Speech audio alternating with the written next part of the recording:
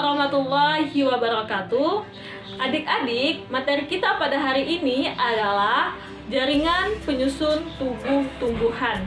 Tubuh tumbuhan ini terbagi menjadi dua loh. Yang pertama jaringan meristem, yang kedua adalah jaringan dewasa. Nah, apa sih yang dimaksud dengan jaringan meristem? Jaringan meristem ini adalah jaringan yang sel penyusunnya bersifat embrional, artinya terus-menerus membelah.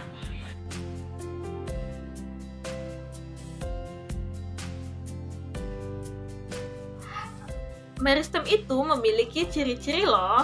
Adik-adik pasti bertanya kan, apa saja sih ciri-ciri jaringan meristem? Jaringan meristem itu ciri-cirinya yang pertama adalah selnya selalu membelah. Yang kedua, bentuk dan ukurannya sama. Yang ketiga, kaya akan protoplasma. Yang keempat, dinding selnya tipis. Yang kelima, sisi selnya tidak mengandung kristal atau tidak mengandung cadangan makanan. Yang keenam adalah rongga selnya tidak ada atau tipis. Berdasarkan letaknya, jaringan meristem itu terbagi menjadi tiga. Yang pertama adalah meristem apikal. Meristem apikal ini adalah meristem ujung, terjadi pada ujung-ujung pokok batang dan cabang, serta ujung akar. Yang kedua, meristem intekawar atau meristem aksiran, terdapat di antara jaringan dewasa, misalnya pada pangkal ruas batang.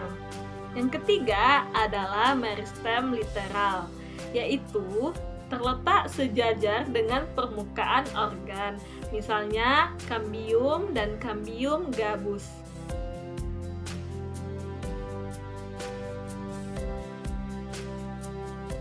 Sementara jaringan meristem terbagi menjadi dua golongan. Yang pertama adalah jaringan meristem primer, yang kedua adalah jaringan meristem sekunder. Jaringan meristem primer ini biasanya terdapat pada ujung akar atau batang meristem. Sementara jaringan meristem sekunder ini berasal dari sel-sel dewasa yang aktif membelah di antara pembuluh angkut, silem, dan flok.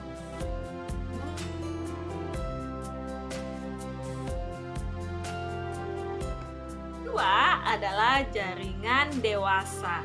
Jaringan dewasa ini adalah jaringan yang terbentuk dari hasil diferensiasi dan spesialisasi dari sel-sel hasil pembelahan jaringan meristem.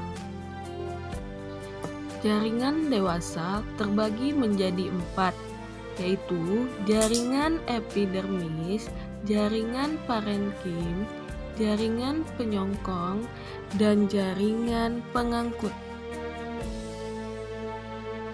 Jaringan epidermis merupakan jaringan yang menutupi permukaan tumbuhan. Ciri atau karakteristik dari jaringan epidermis adalah yang pertama, bentuk selnya seperti balok, tersusun berlapis-lapis, tunggal, rapat, tidak ada ruang antar sel, tidak memiliki klorofil, modifikasi sesuai dengan letak dan fungsinya. B adalah jaringan parenkim. Nama lain dari parenkim adalah jaringan dasar. Sel parenkim yang mengandung klorofil disebut dengan klorenkim. Fungsi dari jaringan parenkim adalah untuk menyiapkan cadangan makanan dan air oleh tubuh tumbuhan. C adalah jaringan penguat. Jaringan penguat ini nama lainnya yaitu stereon. Fungsinya untuk menguatkan bagian tubuh tumbuhan, terdiri dari kolenkim dan skerenkim. D adalah jaringan pengangkut. Jaringan pengangkut adalah jaringan permanen yang dimiliki tumbuhan hijau berpembuluh atau tracheophyta. Jaringan ini sering disebut juga sebagai pembuluh, yang fungsi utamanya adalah sebagai saluran utama transportasi zat-zat hara yang diperlukan dalam proses vital tumbuhan. Ada dua macam jaringan pengangkut, yaitu xilem dan floem.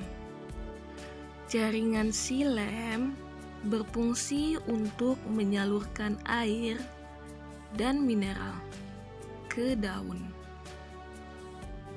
Sementara yang kedua adalah jaringan floem. Jaringan floem ini berfungsi untuk menyalurkan zat makanan dari hasil fotosintesis dari daun ke seluruh bagian tubuh tumbuhan.